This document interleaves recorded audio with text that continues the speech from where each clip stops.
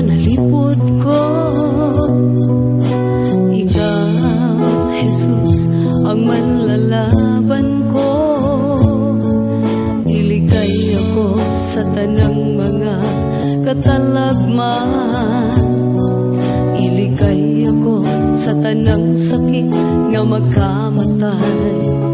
Iligay ako, Diyos.